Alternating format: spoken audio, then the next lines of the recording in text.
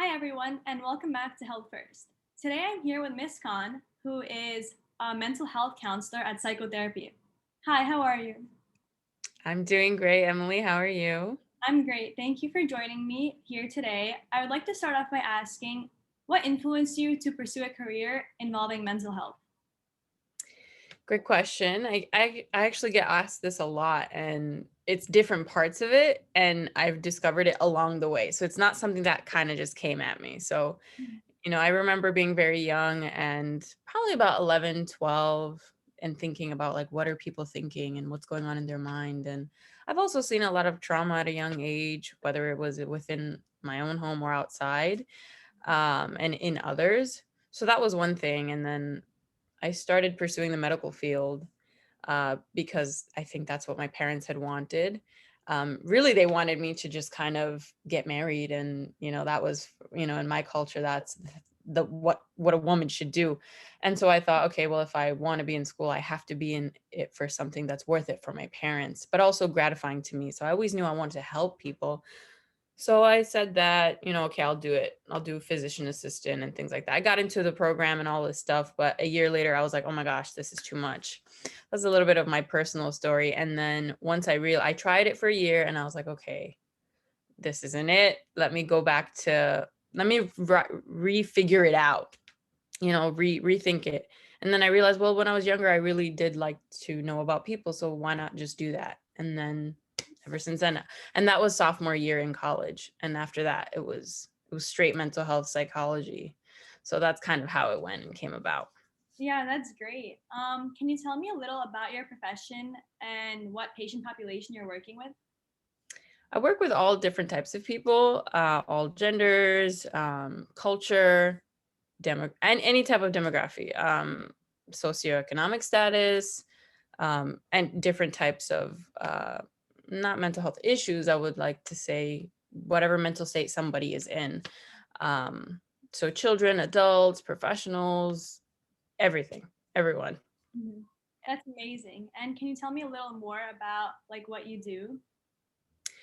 Basically what so therapy is my background. I do a couple other things as for profession, but my background and in studying is psychology and therapy. And so basically what you'll do is, meet people who need therapy, whether they're calling the office or something like that, or a referral. And we sit and talk, and I provide them kind of based on where they're at in life and their consciousness and like what their goals are and how come they're seeking therapy to begin with. We'll talk about that, and then slowly we'll get into how to integrate that into their life and practices, and on the basis of what it is that they want in their life. That's great. And what would you say you like most about your profession? There's the gratifying part where I'm helping people and I'm there for people. That's one part. And the other part is just purely selfish in that I just want to know what people are thinking, and I'm curious and I love to hear stories, because you would be surprised about all of the crazy things that's happening in the world and just like what people are doing and how they're feeling. So it's the helping people part, and also just that I get to satisfy my own curiosity of the world and people. Yeah, and now we have a crazy pandemic that's been going on for a long time, and there's a lot of uncertainty about it. So how is it like working throughout the global pandemic? So I was working throughout the whole pandemic. Like, I know a lot of people were unemployed or like their jobs kind of like paused and stuff. I was working throughout, whether it was for therapy, but at the time when the pandemic started last year, I was also a personal assistant for an artist. So in my life, like, I do all different types of work. I don't discriminate on how I make my income, So, but I was also providing therapy throughout, and it was hard. I mean, it was so nice because I had someone reach out to me on Instagram, and they were just like, oh, I really appreciate what you're doing, and like, it must be hard for you. And I was like, wow, I didn't really think about it. I was just like, well, this is my work. And, honestly, aside of obviously the pandemic impacted all of us on different levels and emotionally and also of loss. But my world didn't stop. Like it couldn't stop. I was providing therapy, and I was still working as well as an assistant, because that doesn't stop either. Um, and, I didn't really think about it until somebody actually mentioned, and I was like, oh, well, it has been hard. But again, like the gratifying part all like took over the whole thing. Like at least I'm being able to do something during the time, because a lot of people kind of couldn't or didn't know how to. I know a lot of people wanted to, but I found that this was my way of, doing something about it. Yeah. And did you see an increase in mental health issues during the pandemic? That's an interesting question, because I feel like there was already all of that to begin with. And Mhm. obviously when you're put into traumatic situations, like all of it comes about.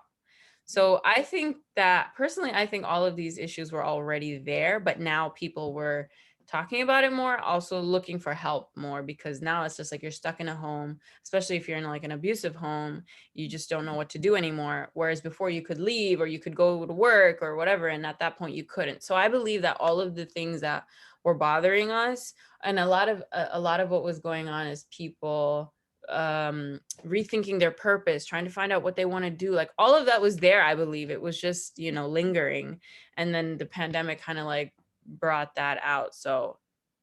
Yeah, so I do think that people were getting help for it more and talking about it more, because obviously social media is the only way we were able to stay connected and express ourselves and deal with it. And that's what everybody was talking about. Yeah. And did you feel that the pandemic affected like a certain group of people more intensely, and in what way? A certain age group. Uh, I think that like I said before, it impacted everyone on a different level, especially what you were experiencing throughout.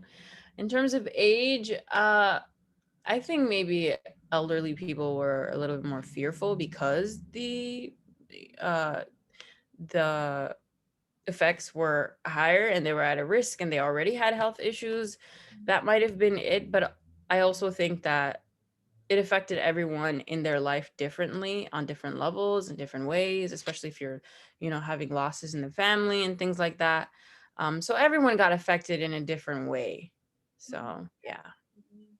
And how are you able to help people's mental health during this difficult time period? Like specifically. So aside from work, as in the therapy that I provide my clients, I also took advantage of social media. I started thinking of because I have a close knit group of individuals that I go to, that I can access when I'm feeling like, either if I'm afraid of something or if there's some confusion in my life, like I have a good support system. And so I realized not everybody has that. So maybe the pandemic was affecting them in different ways. So what I did was I just tried to, post videos about, and I was already kind of doing that before the pandemic, but then during the pandemic, I started doing a little bit more. I'm a big reader. So what I would do is like, I'll read some excerpts from a book and then talk a little bit about it. I talk about healthy relationships and, success and also positive mindset and how to attract the things that you want in your life. Start talking a little bit about the law of attraction, things like that, to kind of uplift people and, start different conversations, hope and also entertain, like I would do fun stuff here and there as much as I could, really. But I really just wanted to grab the attention of people who want to still be happy even though life doesn't seem so happy. Yeah, That's that's amazing because I definitely feel that people needed that during such a difficult time period. mm. Can you give a few words of advice to the people of my generation hoping to pursue a career involving mental health? Wow. Okay, that's a really great question. The reason why is because I love working with youth. I love working with youth because I remember I had my sister who was older than me, who was kind of like an example and like, all of these things, but I felt like I didn't, because she was also a teenager and growing and stuff. She had her own life to deal with. I kind of wish I had someone to like guide me a little bit more. Mhm. And that's why, like, my favorite, I was actually afraid of giving therapy to like younger people because I was like, oh my gosh, I'm going to ruin their life. Like, their life is in my hands. But then I realized that young people are so receptive and open to learning and open to succeeding and open to just like not accepting a life that they don't want.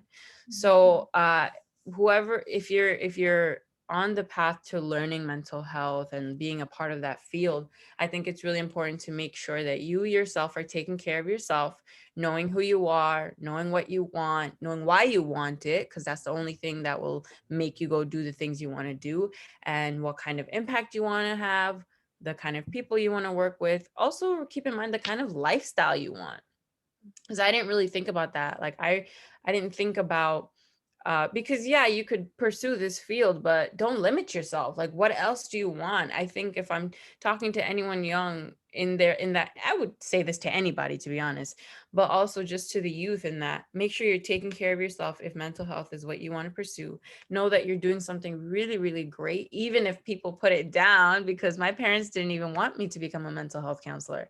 They didn't want me to do so, they just wanted me to get married, to be honest. But but regardless of what anyone says, so the more you know, the more you're sure of yourself, what you're studying, don't worry about it, just do it. Learn to take care of yourself, which will help you take care of others. But also, don't limit yourself. Like, what else do you want to do? There's so many other things that you can fulfill, other parts of you. Really get to know who you are. Try to take all the limitations away from your mind. And being a young person, it's like you don't have as much limitations as maybe an older person would have put in their mind after so long. Like, you basically, your mind is very expansive. So learn how your brain works. That's really important. One of the things is, people talk to me about mental health a lot. There's mental health and your state of being and how to help others, but then there's also the next part of it, which is really enhancing the power of your mind and how your brain works, and what the effects of sleep, and how you're talking to yourself. There's so many things about the mind that you should discover. So, one, learn to take care of yourself so that you can learn to how to be there for others without like destroying yourself. That's one thing. And then the next thing is really learn the power of your mind, of your brain, and how it works, and what the brain does for you. Yeah, thank you so much for the great advice. You're Um, welcome. yeah, I guess that's the end. So thank you for joining me here today, and thank you for your time. Appreciate it. Love talking to you. Thank you so much for having me. Have a great day.